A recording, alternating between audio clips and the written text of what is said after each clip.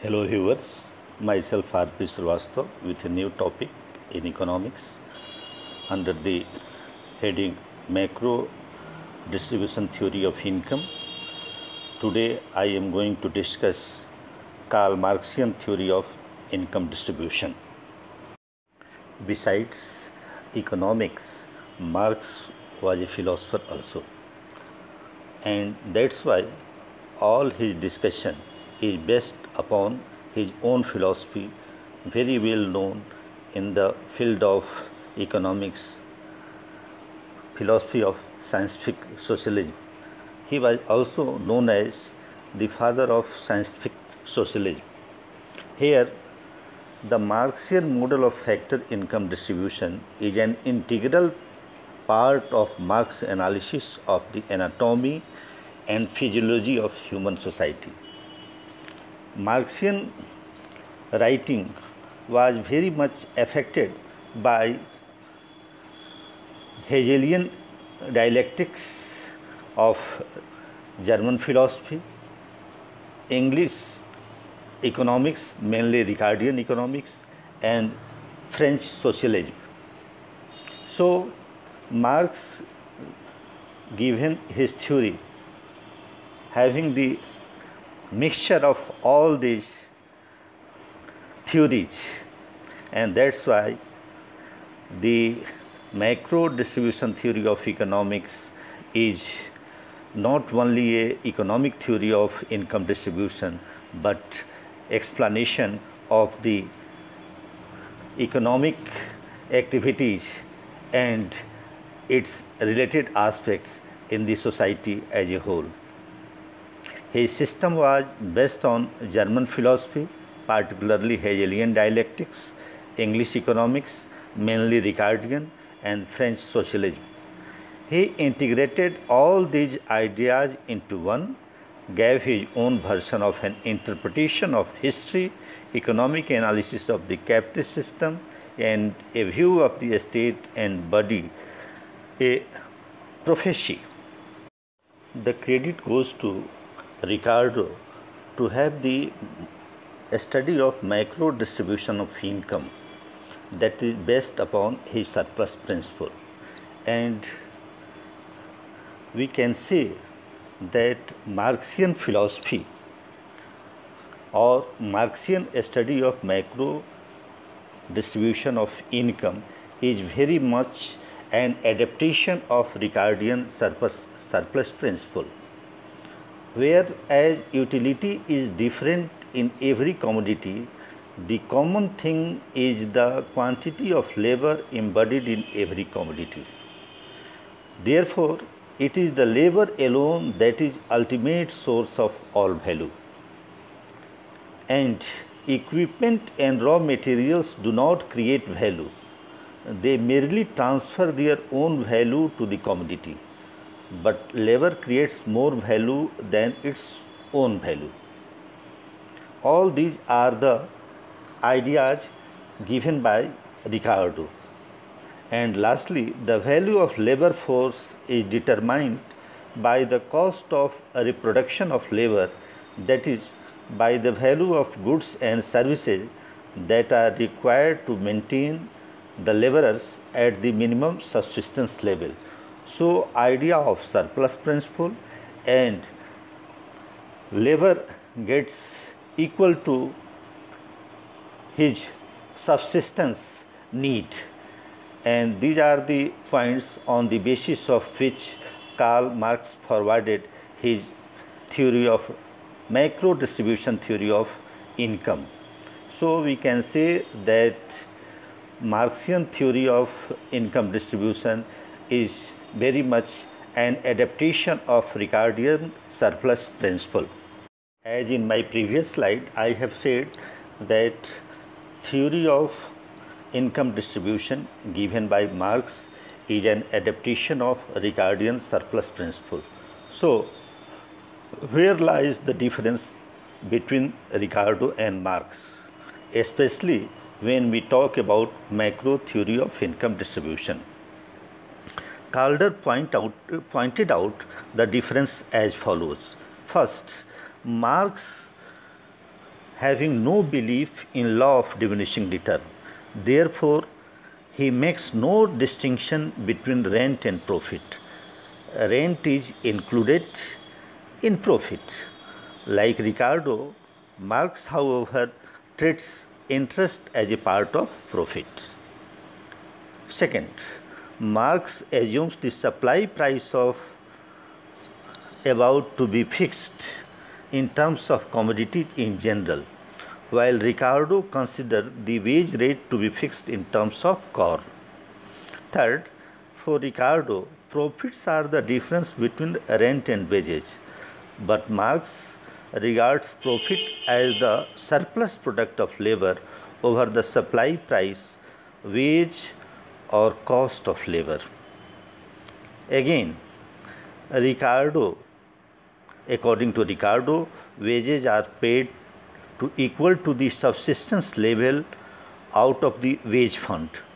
Marx, the reserve army of labor, prevents the wage rate from rising above the subsistence level. So, where Ricardo talks about subsistence level that is paid to laborers, while why the level of subsistence or the wage just equal to their subsistence need is possible due to a reserve army of labor is prevailing in the society. And lastly, according to Marx, capital does not create surplus value. The constant capital, that is C, is evidently the crystallized product of labor, and its value, like that of any other product, is determined solely by the number of hours of labor it has taken to produce. This value should be rediscoverable in the finished product, but there is nothing more, no surplus. It is depreciation of classical economists, as said by Marx. Marxian composition of total value of output. The total value of output is composed of three elements. First, variable capital, that is denoted by capital V. The total wages in terms of minimum subsistence wages paid to the workers. Second constituent, that is constant capital, denoted by capital C, is equal to value of capitals and raw materials. And third, surplus value, denoted by capital S, created by the laborers over and above the value of their labor power, and which is expropriated by the capitalist as profits. So, Marxian composition of total value consists of V, C and S. So, V plus C plus S is the total value of output. According to Marx, it is the labor alone that is the ultimate source of all value. Equipment and raw materials do not create value, they merely transfer their own value to the commodity. The value of labor power is determined by the cost of reproduction of labor, that is, by the value of goods and services that are required to maintain the laborers at the minimum subsistence level. So, Marx says, we put the constant part of the value of the product, that is 0, as it plays no part in the creation of value. Thus, the net output equals V plus S, that is wage share plus profits. The ratio of S by V has been called by Marx the rate of exploitation, and the rate of profit as such would be S divided by V plus C, and Marx has called the ratio C divided by C plus V as organic composition of capital. So, the wage, however, is fixed around the subsistence level. In an example given by Marx himself, the value of a commodity if suppose equals to 590 pound, which is composed of 410 pound as C, 90 pound as V, and therefore 90 pound as surplus S, the rate of exploitation is 90 divided by 90, that is 1, that is cent per cent, and the organic composition of capital is 410 divided by 410 plus 90, that is equal to 410 by 500. So the basic object of the capitalist is to increase surplus or profit, that is to increase the rate of exploitation, that is S divided by V. Now we discuss capitalist and the rate of exploitation and what interrelation lies in between these two. The capitalists who own the material means of production compete with each other to increase the rate of exploitation, that is S divided by V, and this can be done in many ways. Firstly, this can be done by lengthening the working day. Here the factory legislation came in the way. So the second method for this is increase the intensity of labor, that is forcing the workers to greater amount of work while keeping the working day constant. But this method has its own limitations. Thirdly, to diminish the number of hours necessary to produce the workers' sustenance. It may be possible through reduction in the cost of living, particularly price of corn, hence the repeal of corn laws, or by employing women and children who require less for their upkeep than adults. The British legislation did the first but not the second. And lastly, a major way in which the capitalist can increase the surplus value is by raising the physical productivity of workers through technical progress. So,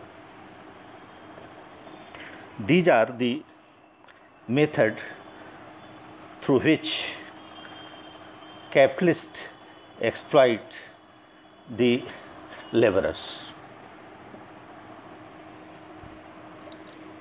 Here I will talk the law of increasing misery of the working classes and how Marxian theory explains the relation between the capital and labor.